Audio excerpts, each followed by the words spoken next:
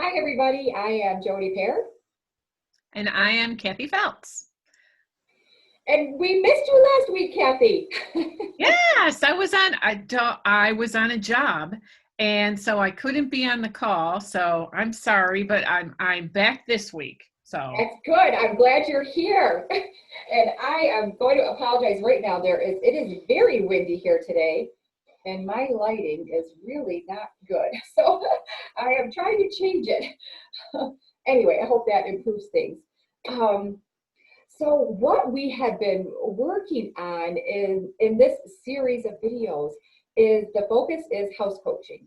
And I am house coaching Cathy with her home office. And I am being house coached by my mentor, Kirsten Seno, the founder of House Coaching. And we're just trying to share our journey through this process with you. So where we started a couple weeks ago was step one in the house coaching process, and that is identifying a space in our houses that we want to change. And I chose, in this process of change, in house coaching terms, we call it adopting a room. And it is just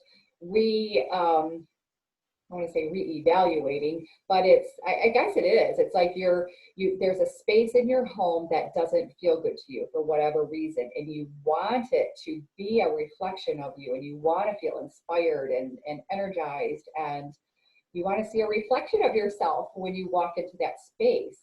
And for me, that space is our bedroom. And for Cathy, that space is her home office.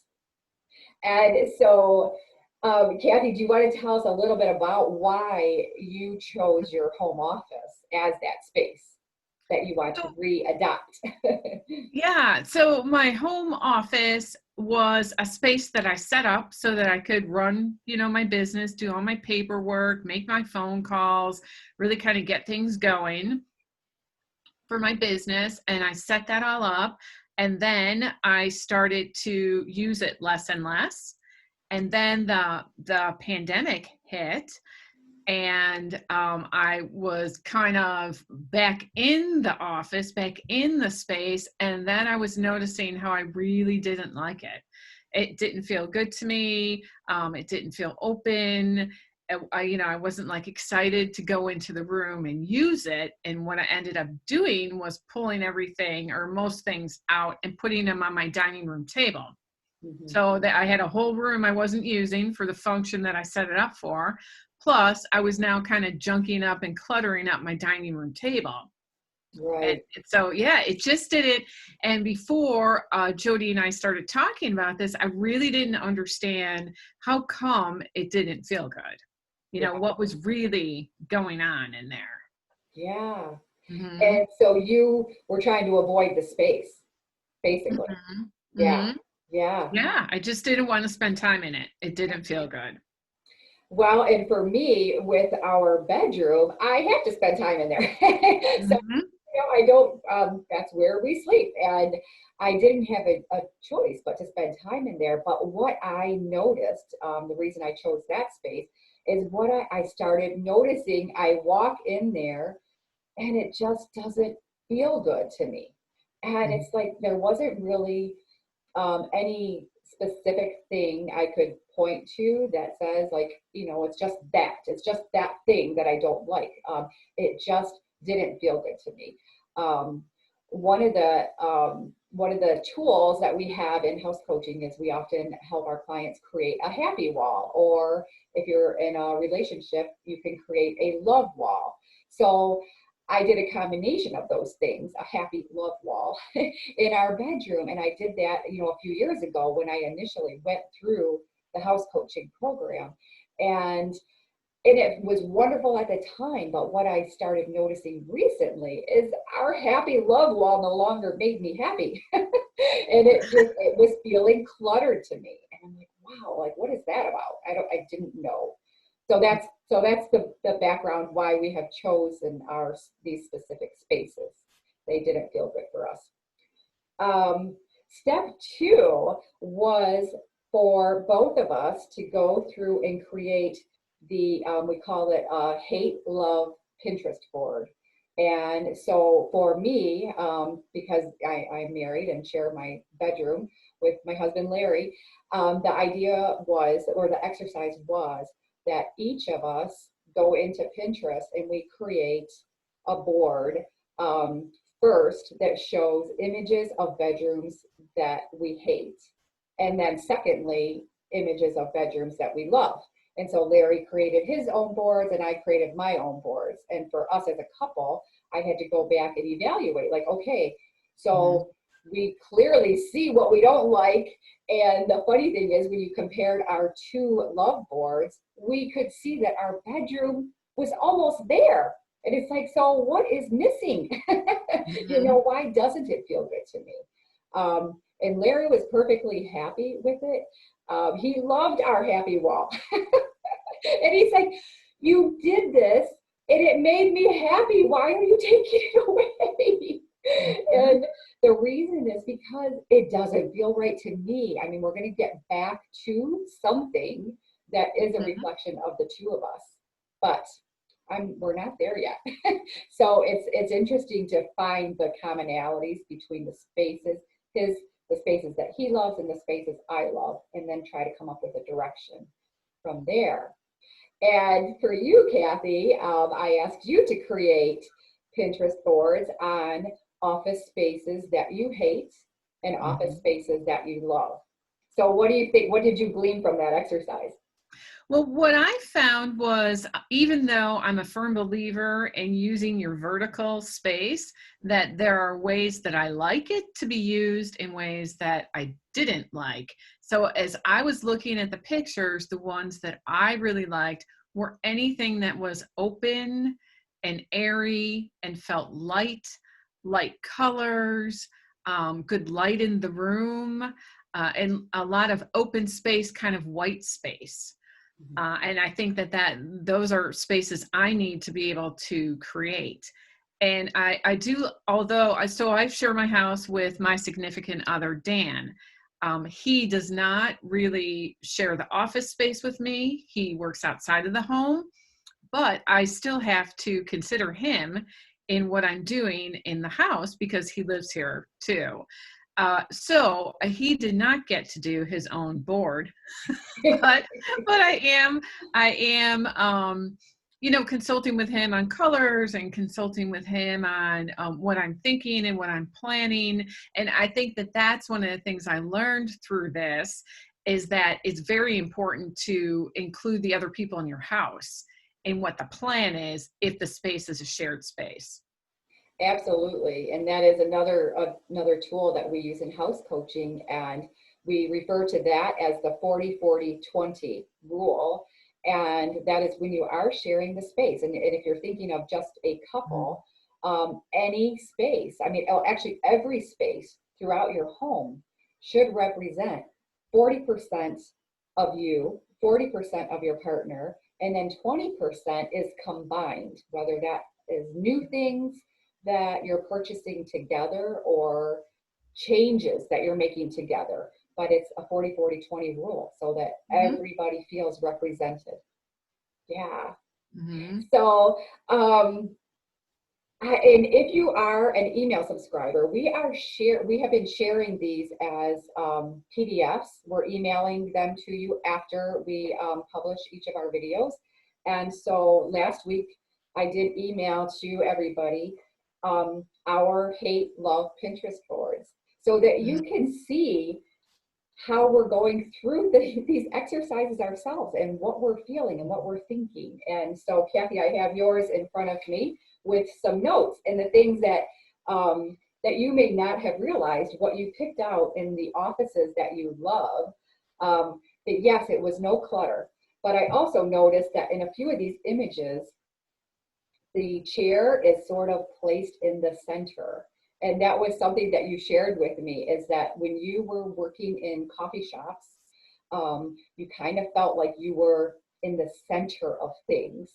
And so some of these images kind of have that feeling that the chair is centralized. The vertical space is being utilized in an organized manner in these spaces. You're drawn to textures, and that you selected with baskets. You're drawn to baskets for organization, but those are natural elements that you're craving for yourself. And then bright lights, bright, well-lit space, which is what you had in a coffee shop. So from there, so after we do the hate, love Pinterest boards, then the next step is to capture the mood. Like, what is the mood that we want in our space moving forward? And how is that going to help us get to this new transformed space? Oh, and what I wanted to ask you, Cathy, so after doing the love and hate Pinterest boards, what, so yes, we were able to capture the mood, but also this exercise prompts actions in us.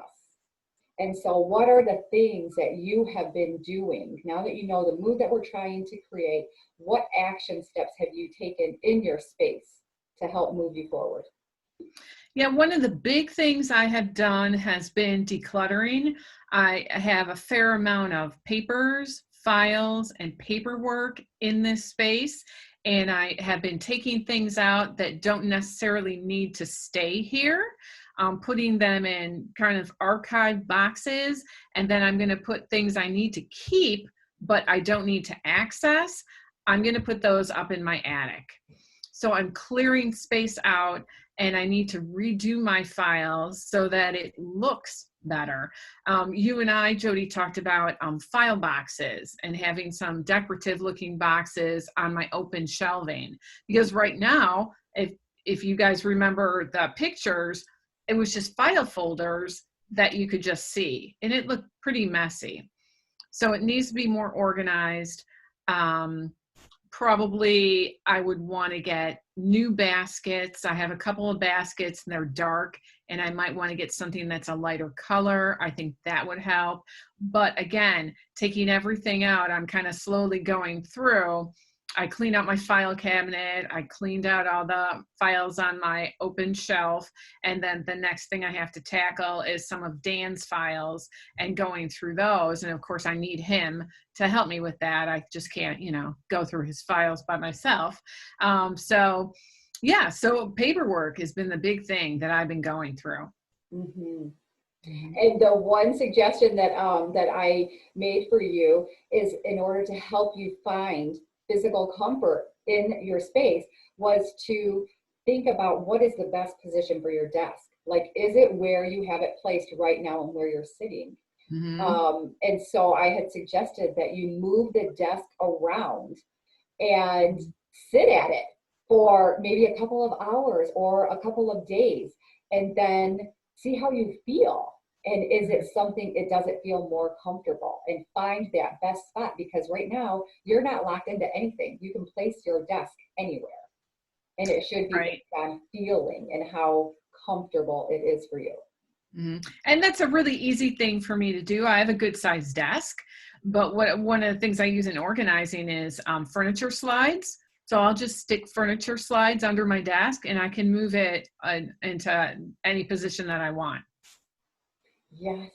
And I would not have thought to really suggest that before until I experienced it for myself. Because in my bedroom, so through my process, there were things that I was unhappy with in the bedroom, and I knew it didn't feel good to me. And one of the things that bothered me was I had our bed in the corner, so it was on an angle. And so when I walk into the room, it's like, it's visually appealing. Like, I like the look of that, but it doesn't allow for my nightstand, either of our nightstands, to be placed properly, because everything's on an angle then. And so it looked crowded to me. So I decided to move the bed, and I have moved the bed several times over the years because I like to move furniture around. But there is one wall in our bedroom that I never experimented with before. So Larry was away on a trip for a couple of days, and I moved the bed. And I moved it onto the opposite wall from where it was. And I was so excited because that is the biggest wall in the room. So I was able to have the bed and our 2 nightstands flat against the wall. It felt spacious. And that wall is unobstructed. On the other 2 walls, there's a window on each wall. So there's always something else that I have to contend with. So I was excited about this, and I thought, oh my gosh, this is it. I finally solved it, and this is good. This is perfect. Well, I couldn't sleep. I left it like that for about a week. And I did even wait for Larry to come back home to see what he felt about it.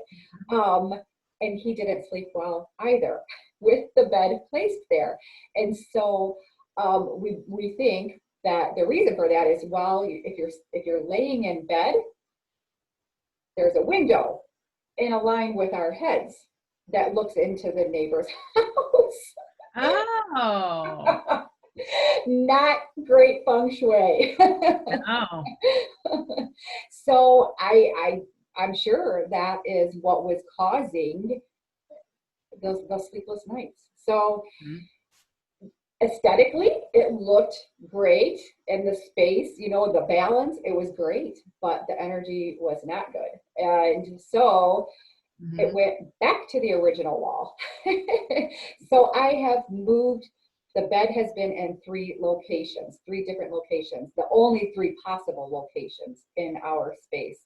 I've been at this for a couple of months now, I think, and just literally trying to find comfort.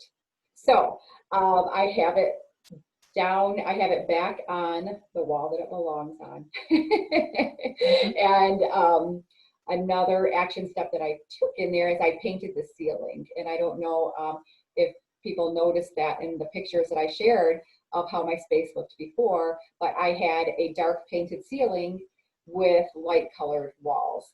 And instead of repainting the entire room, I decided just start with painting the ceiling. So I did, and I cannot believe the difference that it has made. So the open and the airy feeling that I was craving, which is what I discovered in my love and hate Pinterest boards, I wanted a sense of spaciousness, of airiness, of light. And it's a tiny bedroom. It's like, how do you accomplish that? So lightening the ceiling. and maybe it seems like an easy thing, and like I should have noticed that before, and believe me, it has occurred to me, but I liked the color on the ceiling. I did, but painting it white has given me this new sense of, I walk in and it's just like, oh, like I can take a deep breath, and it feels really good. When I was going through my house coaching process on that bedroom with Kirsten Steno, one of the things that an exercise that she did with me is, we call it the 4-wall exercise. And so we look at one wall at a time, and it's like, what do you dislike about this wall, and what do you like about that wall? Well, mostly in my bedroom, I liked everything, but there was, we have an armoire in there. And when we got to the wall that the armoire is on, I told Kirsten, I hate that. I hate that armoire. And I don't hate it anymore. And I have not bought anything new for our bedroom. I painted the ceiling. I cleared things off the wall. So we basically have a blank slate to work with. The armoire is back on the same wall that it was on, but I haven't put anything on top of it. And now I don't hate it. And it's like, now there's this sense of spaciousness around it and lightness around it. And it's just clear. And I'm okay with it. And I have some ideas of what else I'm going to do with that. But what I'm learning through this process is to slow down. If you go through this exercise of a love-hate Pinterest board, and you watch HGTV, and you watch, the DIY advice in magazines and everywhere, you're going to say, oh yes, I love that. Like, how I want to recreate that. I can do that. I can make my space look like that. That's not what it's about. It's really about creating the feeling that you are longing for. And you're capturing that feeling in the spaces, in the images that you're drawn to. And I think you just have to have patience and awareness to try to get to the bottom of that. And what is it? What is that feeling that you're longing for? And for me, it is like making one very small change at a time and seeing how I feel. And so that's what I'm doing. And that is tough for me because as a designer, I mean, we want the wow factor and I want instantaneous results, and I'm not doing that. I am doing one small thing at a time, and also trying to guide you, Cathy, in doing that same thing by finding the comfort in your space. Mm-hmm. With your desk, with your desk, like what is going to Right. I think that's so important to kind of slow your process down and do it piece by piece and then sit with it and see how it feels, and then do another piece and really do it slowly. Because I'm like you, I want to just get in there and declutter and fix everything and be done with it in like one day.